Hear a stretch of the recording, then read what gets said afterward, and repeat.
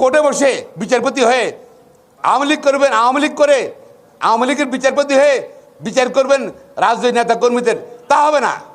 যারা করেছেন দয়া করে পদত্যাগ করুন। সে আপিল ডিভিশনে হোক, হাইকোর্ট ডিভিশনে হোক, ইট ডাজন্ট ম্যাটার। না হলে কিন্তু তাদের নাম আমরা প্রকাশ করতে বাধ্য হব। যাদের কাছে তাদের এই মুখ উন্মোচন করতে আমরা বাধ্য হব। প্রিয় ভাই বোনেরা, আমরা সংবিধানের আর্টিকেল 7A এবং 7B যেটা সংশোধন করেছিল শেখ হাসিনা, সেটা রাষ্ট্রপতি অনুরোধ করব আপনি অধ্যাদেশ করে সেটা বাতিল করতে হবে। তাহলে অন্তর্বর্তীকালীন সরকারের পথটা সুগম হবে। আমরা আরো স্মরণ করে দিতে চাই, কিছু কানাঘুষা আছে জরুরি অবস্থা জারির জন্য।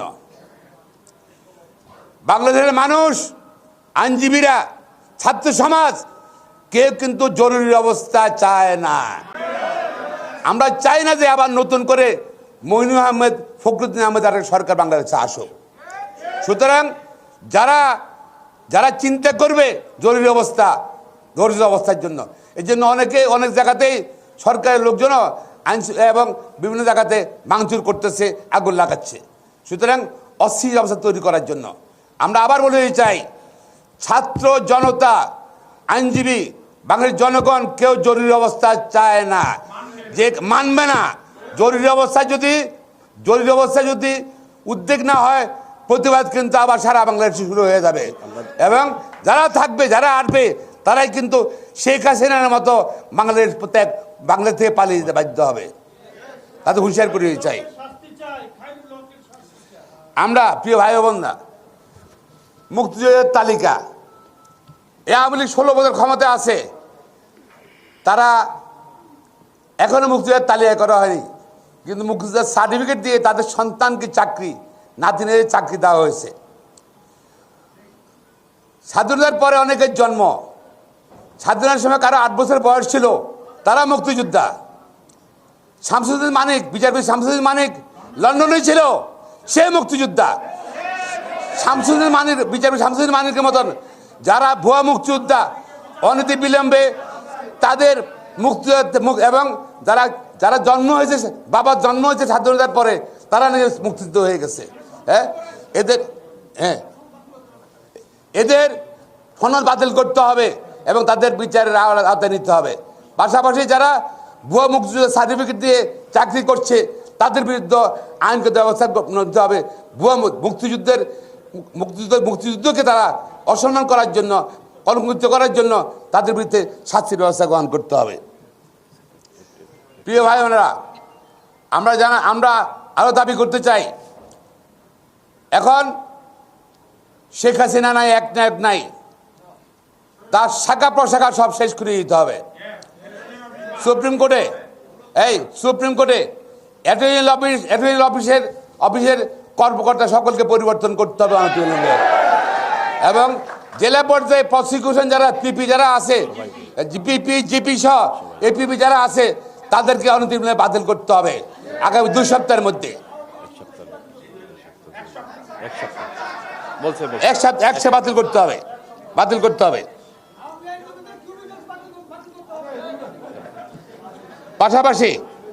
পাশাপাশি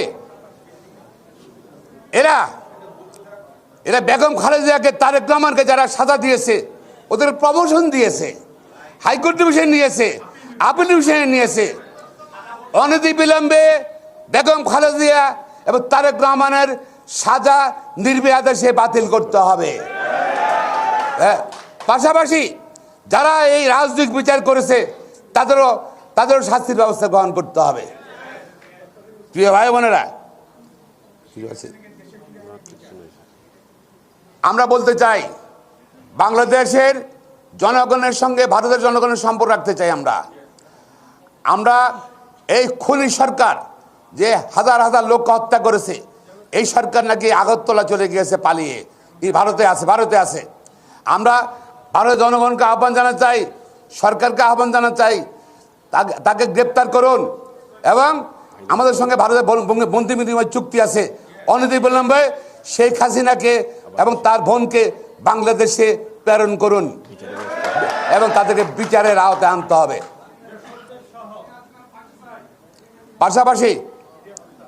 পাশাপাশি এখন অনেক আওয়ামী লীগের নেতারা হিন্দু সম্পত্তি দখল করতে আগুন জ্বালায় দিচ্ছে।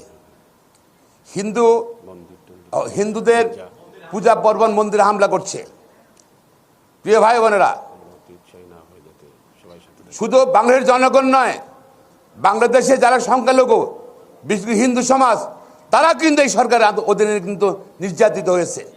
বাংলাদেশের 90% সম্পদ এই আওয়ামী লীগের পান্ডারা গুন্ডার দখল করেছে।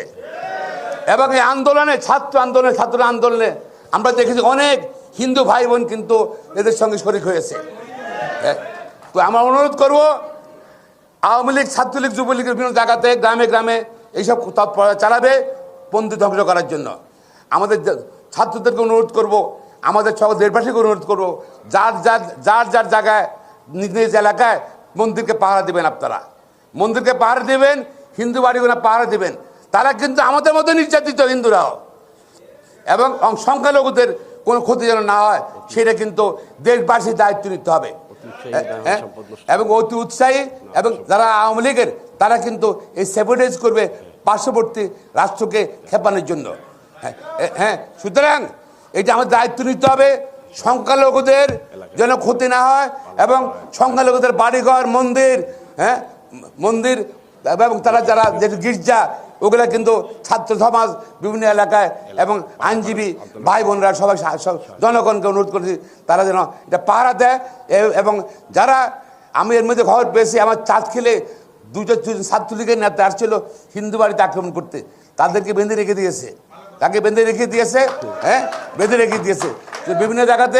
বিভিন্ন জায়গাতে কিন্তু এই তৎপর তারা চালাবে, কিন্তু এটাকে আমরা থামাতে হবে, এটা রক্ষা করতে হবে। এবং গান্ধী আশ্রম আছে আমার নির্বাচনী এলাকায়, সেখানে আমরা চেষ্টা করছি যে ইনশাল্লাহ পাহারা দিয়ে রাখছি, জনগণকে পাহারা দেওয়ার জন্য অনুরোধ করছি।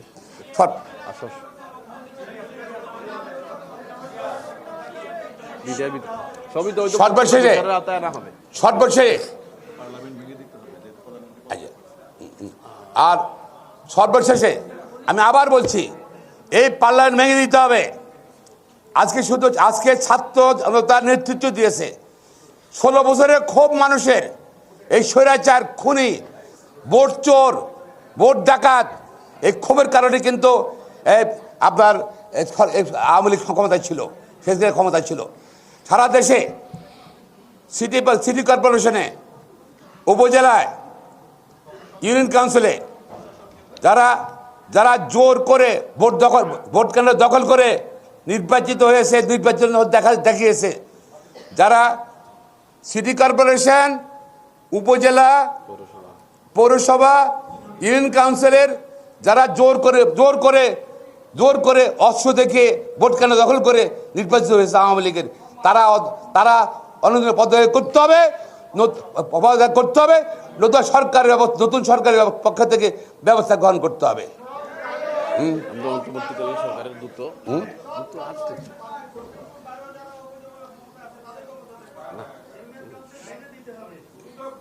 সারা বাংলাদেশ যে যেখানে আছে, জোর করে বসে আছে ভোট ছাড়া, তারা সবাই চলে যেতে হবে, তাদের জায়গা বাংলাদেশে নাই। আর সুপ্রিম কোর্ট এটা আমাদের জাতীয় সম্পদ, আমরা এখানে প্র্যাকটিস করি, এটা রাষ্ট্রের একটা অঙ্গ, বিচার বিভাগ। আমরা চাই শক্তিশালী বিচার ব্যবস্থা চাই, আমরা চাই লেজুর ভিত্তিক বিচার ব্যবস্থা চাই না। বিচারক নিয়োগের নীতিমালা করে দিতে হবে, আইন করে দিতে হবে অনতিবিলম্বে। এবং নির্বাচন কমিশনার যারা আছে তাদেরকে দুর্নীতির জন্য এবং অবৈধ নির্বাচন অনুসরণ করার জন্য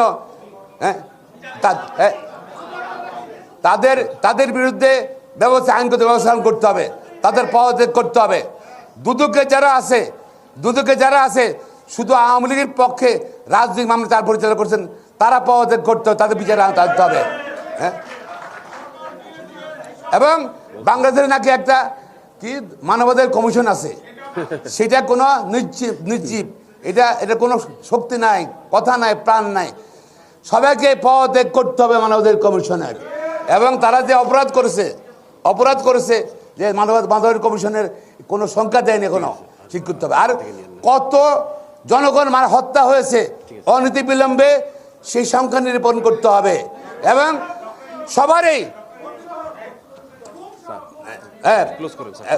সবারই এবং এই হত্যাকাণ্ডে সারা বাংলাদেশে যারা জড়িত ছিল, যে পুলিশ কর্মকর্তা এবং তাদের সহযোগী রাজনৈতিক নেতা, ওদের বিচার করতে হবে। 16 বছরে যত ক্রস ফায়ারে হত্যা হয়েছে তাদের বিচার করতে হবে বাংলাদেশে, এবং প্রতিবার ক্ষতিপূরণ দিতে হবে।